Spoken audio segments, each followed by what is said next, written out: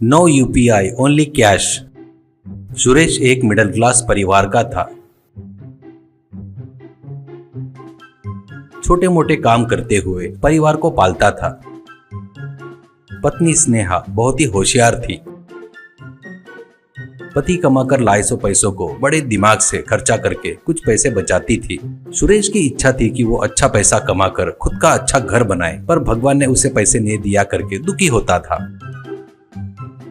वो देखकर पत्नी एक दिन, मैंने आपने दिए 100 पैसों को थोड़ा खर्चा करके थोड़ा बचा कर रखी हूँ। मैं मेरी सोने की चेन देती हूँ, उसको गिरवी रखकर उससे मिलने वाले पैसों से कुछ तो भी अच्छा व्यापार करो करके सलाह देती है। सुरेश इतने से पैसों से कौन सा व्यापार करो करके रुक जाता है। स्नेहा तुरंत, वो कुंदापुर में पानी पूरी गोलगप्पा बहुत बढ़िया रहता है, पर अपने गांव में यहाँ पर नहीं है। लोग भी बड़े चाव से खाते हैं, खास करके बच्चे करके बताती है। तो सुरेश, मैं कैसे बनाऊं गोलगप्पा, अब फिर से गोलगप्पा खरीदने के लिए खर्चा होगा ना, ऐसा कहता है। तो स्नेहा, मैं घर में ही गोलगप्पा बनाती हूँ, तुम एक छोटी सी गाड़ी किराए से ले लियो तो हो जाएगा। बहुत कम खर्चे में ये धंधा शुरू कर सकते हैं करके बताती है।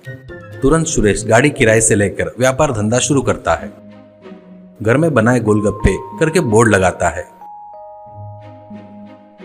लोग आते भी है, बहुत बढ़िया टेस्ट करके तारीफ भी करते हैं। पर सुरेश के पास यूपीआई पेमेंट का सिस्टम नहीं रहने से बहुत सारे लोग पूछकर वापस जाते थे। अब तक बहुत से लोग सुरेश के पास ऑनलाइन पेमेंट नहीं है बोलकर वहां से चले जाते थे। ऐसे व्यापार में नुकसान हो रहा है देखकर तुरंत सुरेश ऑनलाइन पेमेंट रखता है। क्यूआर कोड को अपनी गाड़ी के आगे लगाता है।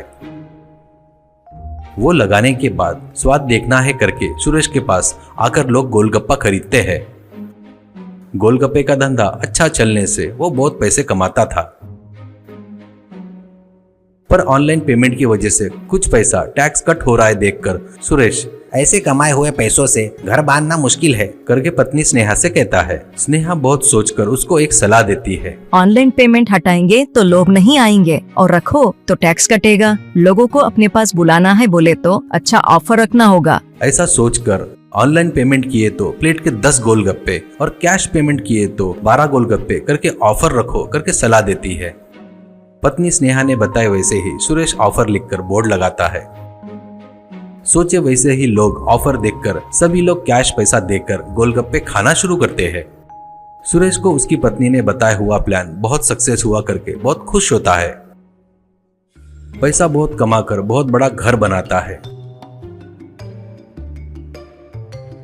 गोलगप्पे के बिजनेस को बहुत बड़ा करता है। गांव में सभी लोग गोलगप्पे वाला सुरेश इतना बड़ा आदमी बन गया करके आश्चर्यचकित होते हैं। ऑनलाइन में टैक्स नहीं भरकर बहुत पैसा कमाया करके आपस में बात करते थे, पर गोलगप्पे बहुत टेस्टी रहने के कारण सभी लोग वहीं पर जाते थे।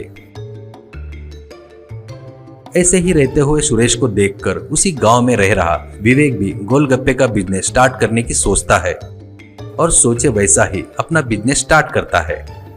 पर गांव में सभी लोग सुरेश की आदत होने से विवेक के पास कोई भी नहीं आता था। वो टैक्स नहीं भरकर इतना कमाया, मैं ऑनलाइन पेमेंट रखकर टैक्स भरने के लिए तैयार हूँ, फिर भी मेरे पास कोई नहीं आ रहा है करके दुखी होता है।